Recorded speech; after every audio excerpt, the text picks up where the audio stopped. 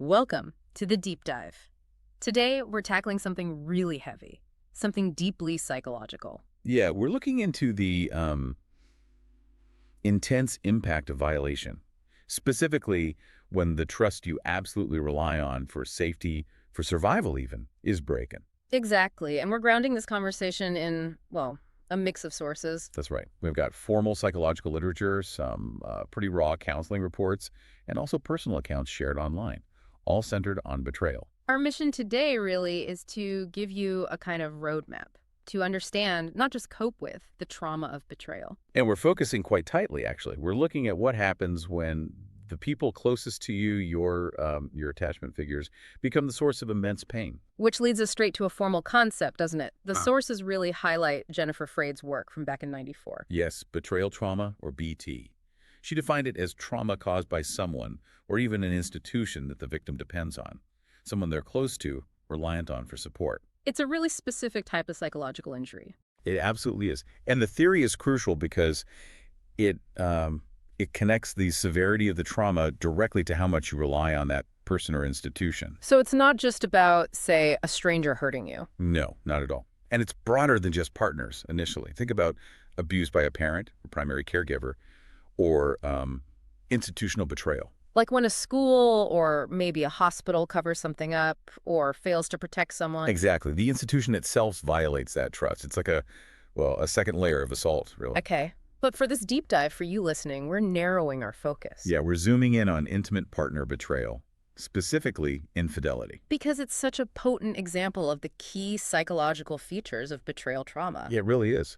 So what are those core features? What makes this kind of trauma so unique? The literature seems to point to three big ones. First up, there's a deep link to attachment theory. The idea that we form bonds for safety and security Right. So when the person who's supposed to be your safe harbor, your secure base. suddenly becomes the biggest threat. Hey. It just fundamentally shatters your sense of attachment security. It hits your core sense of self-worth hard. That sounds incredibly destabilizing on its own. But the second feature, that's where things seem to get even more existential. Yeah, the loss of the assumptive world. It sounds academic, I know. A little bit, yeah. But what it means is the shattering of those core beliefs you hold, often unconsciously, that let you navigate the world. Beliefs like the world is generally safe, or that people are basically good. Exactly. Yeah. That the world is secure, maybe benevolent, that your life has meaning, that you are worthy. Think of these as the floorboards of your reality. Okay. Infidelity doesn't just scratch them, it rips them out violently. You're left standing on, open air. So you can't trust your own judgment, your perception of what's real. Precisely. Is your relationship safe? Was it ever safe? Is what you see even real anymore? It's profoundly disorienting. Wow. Okay, and that level of just instability, that connects to the third feature. It does.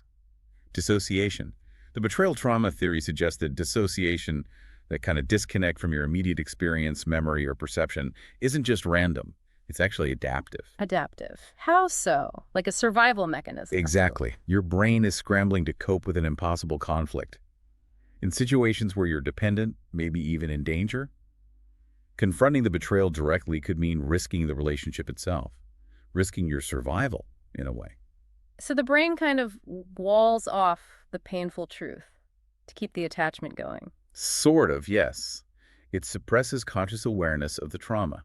This can lead to what Freud called betrayal blindness, or sometimes knowledge isolation. So like deep down you might know something's wrong, but you can't let yourself fully see it. Right. Your internal cheater detector, if you like, gets overridden by the more fundamental need for attachment and stability. It's your brain prioritizing survival, essentially. That's chilling, actually, that level of unconscious self-protection. How does that play out when the truth does finally surface? Well, it helps explain why the discovery of infidelity isn't just upsetting.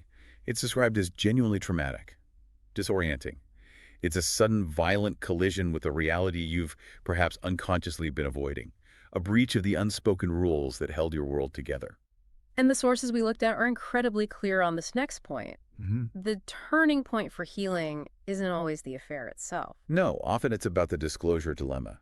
It's how the truth actually comes out. That seems to be critical. The way it's revealed? Tell us more about that. Well, there's a pattern often seen in counseling called staggered disclosure. Some call it trickle truth. Trickle truth, okay. Yeah, it's where the unfaithful partner reveals bits and pieces over time, maybe driven by fear or shame or just wanting to minimize the fallout for themselves. They give you a little bit, wait for the reaction, maybe give a bit more later if they have to. Exactly. And the counseling reports show this is incredibly damaging. It often becomes like a second assault. A second assault, because the dishonesty continues. Right. The betrayal isn't just one event anymore. It's this series of ongoing emotional injuries. The betrayed partner feels gaslit, constantly second-guessing themselves, their memory. Did I misunderstand? Did they really say that? And the literature suggests this slow, deceitful process. It can actually be worse than finding out about the affair all at once. In many cases, yes. Because it destroys the very foundation of emotional safety needed to even begin healing. You can't heal while you're still being actively deceived. Okay, so that's trickle truth. What's the alternative? Full disclosure, this is more of a structured, intentional process. Ideally, it's a one-time event where the unfaithful partner shares all the relevant details up front. All of it, like the who, what, when, where. Within agreed-upon boundaries, yes. The goal is no more secrets, no more future bombs waiting to go off. So it creates this massive single emotional blow. Devastating, I imagine. Absolutely devastating. But it provides a solid, albeit painful, ground zero. It signals. Okay. This is the whole truth. Now we know what we're dealing with. No more uncertainty, no more waiting for the other shoe to drop. And that act of full disclosure, or the lack of it, seems to lead right into the next crucial distinction. Yes. The quality of the betrayer's response. Are they showing regret or are they showing remorse? I found the way the sources distinguish these two really helpful. They can look similar on the surface, right? But the intent behind them is worlds apart. Totally different. Regret is fundamentally self-focused. So it sounds like... It sounds like, I regret I got caught, or I regret how much trouble I'm in now, or even, I regret I wasn't more careful. It's all about their pain, their inconvenience. It signals selfishness, really. Impatience with the partner's pain. Exactly. Whereas true remorse, Yeah. that's other-focused. It's rooted in empathy for the person they hurt. So remorse sounds like... I feel genuine remorse for the pain I caused you, or I have deep remorse that I ever started down this path, regardless of what happens to me now. It requires humility, doesn't it? A real focus on the partner's reality. Absolutely. And the clinical reports really stress this. True remorse has to be sustained. It's not a one-off apology. But how does the betrayed partner know if it's real? Yeah. Especially early on, when the betrayer might just be panicked about losing everything. That's the million-dollar question, isn't it? And it's why recovery takes so long. The sources consistently mention a time frame of like 2 to 5 years for genuine healing. 2 to 5 years. Yeah, it's a marathon. And the thinking is, if the remorse is fake, if it's just damage control, the unfaithful partner simply can't keep up the act for that long. They'll slip up. Inevitably, they'll get impatient, defensive. They'll revert back to self-pity, especially during the unavoidable setbacks and triggers that happen during healing. True, sustained, empathetic action over years. That's very hard to fake. That time frame really underscores the depth of the wound we talked about earlier, that loss of the assumptive world. It takes that long to rebuild trust, to prove the new reality is solid. Precisely. Which brings us to what some sources call the overlooked secret in affair recovery. Which is? The betrayer must become the healer. Consciously, painfully, courageously, they have to step up. That feels so counterintuitive. The person who caused the trauma is also the one who has to fix it. It's a radical idea, yeah. But the data, the clinical experience, it all points to this. Relationships that successfully recover almost always involve the betrayer actively leading the repair work. And they have to transform themselves into the safe person again. Fundamentally, yes. Affairs thrive in secrecy, in darkness, right? So the antidote is light, constant light. Radical transparency. And transparency here isn't about punishment, like you have to share your passwords forever. Not primarily, no. It's about proof. Proof of reliability. Proof that they're willing to do the work to rebuild safety through consistent, predictable, loving actions day in and day out. What does that look like, practically speaking? It means really listening. Listening to the pain without getting defensive, without correcting their partner's memory of events. It means validating their feelings. I see how much I hurt you. Your anger makes sense, even if it's uncomfortable to hear. And proactively offering reassurance. Yes, volunteering emotional and logistical transparency. Being an open book, essentially. But the sources also draw some clear lines, right? This isn't about the betrayer becoming a doormat. Absolutely not. It's about maturity, accountability, dependability, not groveling or emotional servitude. And crucially, there are situations where healing together just isn't possible. The clinical consensus points to three non-negotiable deal breakers. Okay, what are they? When is walking away the recommended path? Number one, refusal to end the affair, plain and simple. You cannot heal the relationship while the affair is still ongoing. It puts the injured partner in this impossible waiting game. That makes sense. What's number two? Refusal to acknowledge the partner's pain. If the betrayer is dismissive, saying things like, just get over it, or you're overreacting, or it wasn't that serious. It shows a complete lack of empathy, a lack of capacity for accountability. Exactly. There's no foundation for repair there. Number three is particularly insidious. Using the infidelity as a weapon.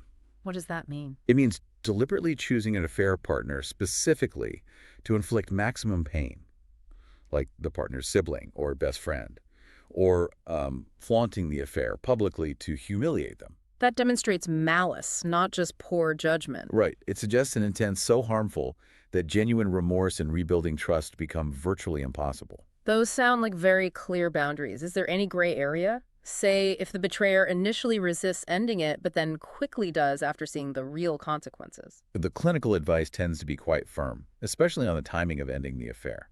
The priority has to be the betrayed partner's stability and dignity. A sustained refusal, even for a short while, demonstrates a fundamental failure of commitment at a critical moment. You can't rebuild safety on uncertainty. Exactly. You can't heal a wound while someone is still poking it. The affair must stop immediately and verifiably. Okay. So, assuming the affair is over, there's genuine remorse, and the betrayer is committed to being the healer. Then what? The literature offers a kind of roadmap, right? Yeah, a phased approach. Though everyone emphasizes healing isn't linear, you circle back, you have setbacks, but generally there are about 4 phases. Phase I, the first few months. Months 1 to 4, roughly. It's chaos and survival mode. Just intense emotional flooding, confusion, maybe numbness. The big question looming for the betrayed is, can I ever trust anyone, let alone you, ever again? So the focus is just getting through the day, establishing basic safety. Pretty much. Getting honest answers, hopefully through that full disclosure we talked about, setting clear boundaries, and navigating this weird push-pull of needing closeness one minute and wanting to run away the next. And the betrayer's job is just to be steady, available. Predictable, present, ready to give space or connection, whichever is needed, without making it about them. Okay, then phase 2, roughly months 4 to 8. This is deeper work. The crisis isn't quite so overwhelming, maybe. The affair is still a major topic, but there's a bit more space to start focusing on forgiveness. Forgiveness of the partner, or Both, often. And maybe even forgiveness of self for the betrayed partner. There can be shame, like, how did I not see this? And reflection starts here too. Looking at the relationship before the affair. Were there issues?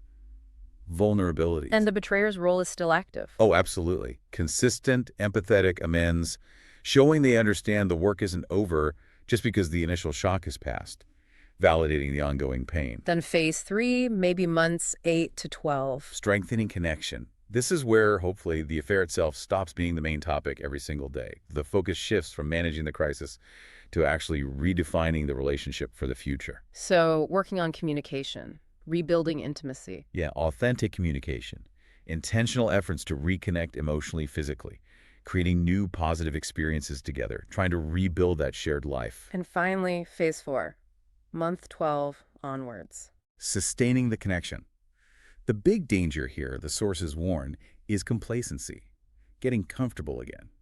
Slipping back into old patterns, the ones that maybe made the relationship vulnerable in the first place. Exactly. So the focus is on active maintenance, deep listening, continued transparency, maybe creating new rituals of intimacy or appreciation, actively making the new relationship foundation stronger than the old one. This whole phased process really highlights why getting professional help seems so crucial. Finding a therapist who specializes in this seems key. Absolutely. And the research actually gives us some clues about what kind of therapy might be most helpful. We found an interesting study comparing 2 common approaches for couples dealing with infidelity. Right. Cognitive behavioral couple therapy, CBT, versus emotionally focused couple therapy, EFT. Yeah. The study looked at women affected by their partner's infidelity. And while both CBT and EFT helped improve things like marital intimacy and forgiveness compared to couples who got no therapy, There was a difference. there was. EFT showed significantly higher effectiveness than CBT, specifically in enhancing both forgiveness and intimacy over the long haul. And why might that be? What's the thinking? Well, it links right back to what we discussed at the start, attachment. Ah, okay. CBT is great for changing thoughts and behaviors, which is definitely needed. But EFT dives deep into the underlying emotional experience and the attachment bond itself. So because infidelity is fundamentally an attachment injury. Exactly. It wounds that sense of safety and connection at the deepest level. EFT techniques are designed to map those emotional reactions, reprocess them, and actively work on building a more secure attachment between the partners. It directly addresses that core fear of abandonment and the loss of the safe base. That makes a lot of sense. Okay, so wrapping this up for you, the listener, Yeah. what are the absolute core takeaways? I think, first, recognizing that betrayal, especially by someone you depend on, causes real, measurable trauma. It's not just heartbreak. Second, that the way the truth comes out, ideally, immediate full disclosure, is absolutely critical for healing. Third, that genuine, other-focused remorse from the betrayer, demonstrated consistently over a long time, is non-negotiable. Regret isn't enough. And finally, that kind of secret ingredient. The betrayer has to courageously step up and become the primary healer, providing constant proof of safety and change. And if that incredibly difficult path is taken with honesty, structure, and immense courage from both people, the outcome doesn't have to be just survival. The sources suggest it can be more. Yeah, a reinvention. The potential is there to build a relationship that's actually more resilient, more self-aware, more emotionally intelligent than the one that existed before the crisis. Which leaves us with a final thought for you to consider. If infidelity exposes the cracks, the weaknesses in a relationship's foundation, what new kinds of strength, what degree of radical honesty and emotional maturity would you need to forge, starting today, to build a connection truly strong enough to withstand future fires?